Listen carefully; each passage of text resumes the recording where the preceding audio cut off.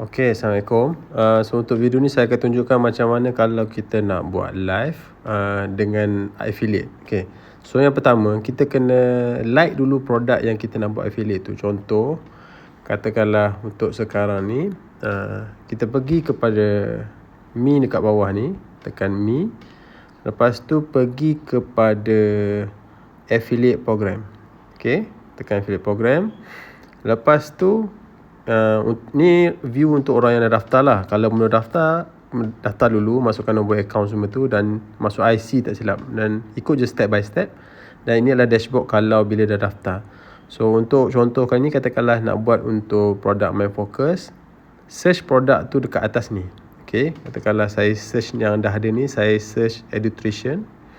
Okay, dan ini dah keluar dah produk yang katakanlah nak buat live untuk produk Edutrition ya. Okay, so apa kita kena buat adalah kita pergi dekat produk, kalau boleh attack live je semua. Okay, pergi dekat sini dan tekan button like kat bawah ni. Okay, so untuk ni buat je untuk semua produk Edutrition tu, sebab kita nak yang tutorial saya buat ni untuk Edutrition lah. Okay, bila kita dah like ni, nanti saya akan tunjuk macam mana nak buat live bila produk tu kita dah like. Okay, so katakanlah ni kita dah like, katakanlah semua ni saya dah like dah semua tadi. So bila kita nak buat live, kita back balik. Okay, kita pergi kepada live dan video, ataupun shortcut dia pergi dekat tekan bawah ni pun boleh, tak ada masalah. Okay, lepas tu kita tekan button tambah atas ni. Okay, tekan button tambah. Okay, so lepas tu kita pergi dekat template live kat bawah ni, sebelah template tu. Okay, okay, tulislah pasal apa yang ni, contohlah sebelum ni live tudung sekolah. Cuma sekarang ni kita nak add produk yang kita affiliate. Okay, tekan button item bag ni. Okay, so tekan add product.